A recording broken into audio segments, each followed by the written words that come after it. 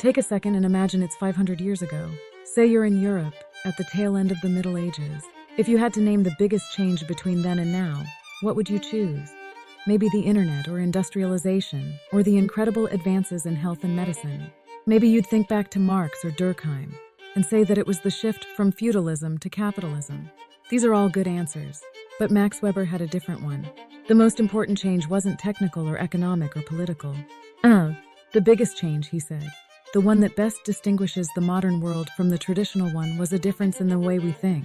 Like most of the theorists we've studied so far, Max Weber lived at the end of the 19th century, and the turbulent changes of that time influenced him as it did all the others. He lived during the formation of the first German national state, and watching this process firsthand made him concerned with understanding modern society. So in his work, Weber examined some of the defining characteristics of the modern world, which sociologists have now spent over 100 years studying and arguing about.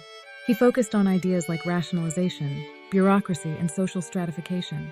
And when he saw where modernity was heading, he was really worried. But to understand what he was so worried about, you need to understand how we got to modernity in the first place. And for Weber, the real defining features of the transition from traditionalism and modernity were ways of thinking, not modes of production or social integration, but ideas. To think traditionally is to take the basic setup of the world as given. In other words, traditionalism sees the world as having a basic order, and that order is the way things ought to be. We can see this very clearly in feudalism and divine right monarchies. The monarch is understood as having been anointed by God, and you owe them your allegiance regardless of whether they're good or bad at their job. The question of whether or not they deserve the position never even comes up.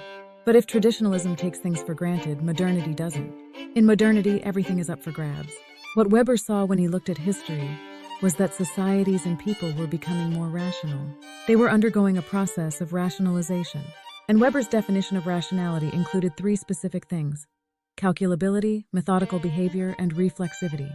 Calculability means that if we know the inputs, we can know the outputs. Just think of a bowl made in a factory versus one you make yourself. Every single bowl comes out of the factory exactly the same, whereas no 2 bowls you make by hand are going to quite match. Now, the reason that we know the outputs if we know the inputs is because there's methodical behavior involved, a procedure to follow. In the factory, the method is in the machines, so the results are going to be the same no matter who's pulling the levers. Finally, thinking rationally for Weber meant thinking about what you're doing. In other words, thinking reflexively. You're constantly looking for new ways to improve the process, for new and better and more efficient ways to make bowls. So traditional society is the society of individual artisans, each with their own process, which is how it's always been done. But modern society is the society of explicit instructions and standardized methodical procedures, which are always being reflected on and improved. So what caused this massive shift in how people think? What kicked off this process of rationalization? Weber gave here what might seem like an unlikely answer: religion. In his book, The Protestant Ethic and the Spirit of Capitalism, Weber argued that the transition from traditionalism to modernity began with the Protestant Reformation. For hundreds of years, the Catholic Church dominated medieval Europe, until in 1517, a German priest named Martin Luther denounced corruption in the church. This set off a series of new religious movements that radically opposed Catholic dogma. This was the Protestant Reformation, and it's in these new movements that Weber saw the origin of modern rationality. Catholicism, after all, was the basis for the traditional worldview. Everything in medieval life, from the structure of the social order to the way you farmed, was the way it was because God willed it. By contrast, in Lutheranism, you still have a divinely sanctioned place in the world.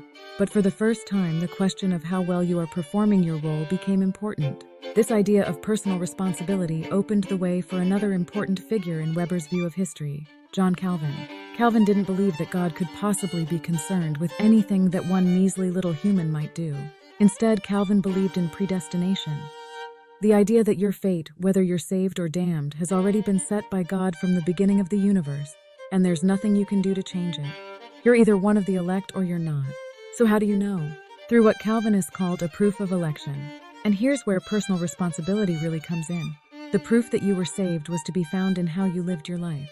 So the point of your life was no longer that it was divinely appointed.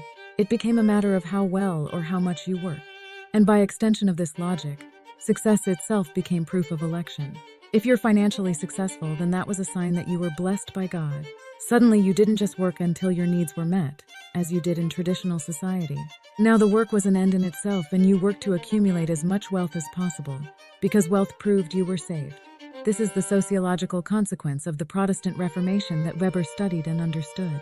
It transformed a communal, traditional society into an individualistic, capitalist society, one that was focused on economic success. And I don't know if you've noticed, but modern capitalism is nothing if not rational. Think about it. You must work methodically in your calling. You must be constantly reflecting on your work in order to work more efficiently and productively, and you use profit as a calculable measure of your success. So rationalization gets its start in religion, around questions of how we work. But Weber spent his career showing how all of society came to be organized rationally. In fact, if you've ever been to the DMV, you've seen what Weber argued was one of the biggest impacts of rationalization in society: the rise of bureaucracy. Bureaucracy is a key part of the transition from the traditional to the modern state, and Weber identified 6 traits that make it both extremely rational and very efficient. It's composed of a hierarchy of positions with an extremely clear chain of command.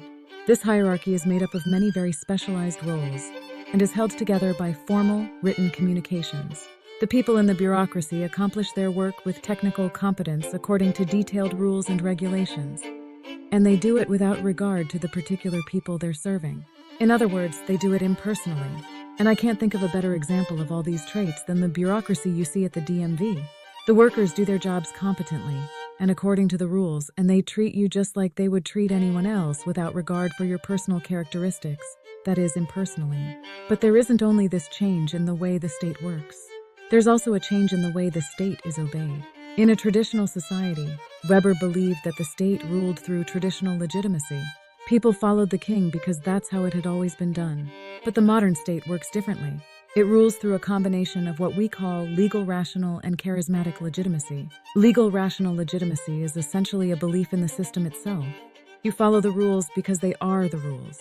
So the DMV employee doesn't ask for a certain piece of paperwork because that's how it's always been done. He does it because that's how the procedure instructs him to do it. If the manual were rewritten tomorrow, he'd do it that way instead. But there's a problem with legal, rational legitimacy and with bureaucracy in general. If it's all about following the rules, well, somebody needs to make the rules. That's where charismatic legitimacy comes in. You follow the commands of a charismatic leader because of the extraordinary characteristics of that person.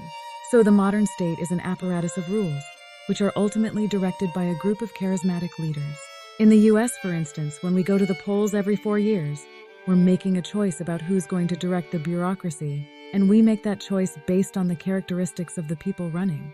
And here's another one of Weber's major contributions to sociology: the idea that the people who run to be leaders of our bureaucracies do so with the support of political parties. For Weber, political parties were a key example of social stratification, or the way that people in society are divided according to the power they hold. Weber didn't think that society was divided purely based on economic classes or your relationship to the means of production like Marx did. He argued that the system was more complicated and consisted of 3 elements. Like Marx, he included class, but he didn't think that classes had unifying interests.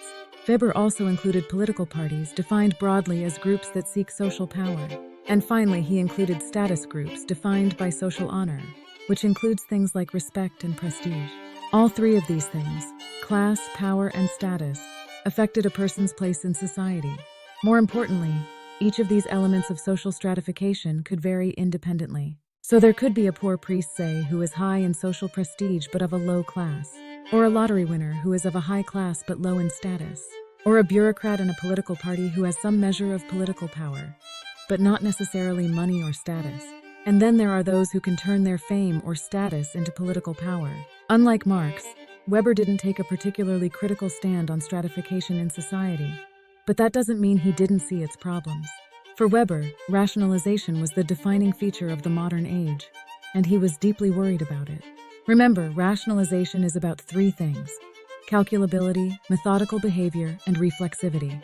But it's really easy to lose reflexivity, to stop reflecting on your work or your role, and instead become locked in a calculated routine that becomes meaningless and unthinking. Weber worried that the systems that rationalization built will leave behind the ideas that built them, and that they'll simply roll on forever, meaninglessly, under their own momentum. He worried that we'll become locked in what he called an iron cage of bureaucratic capitalism from which we can't escape.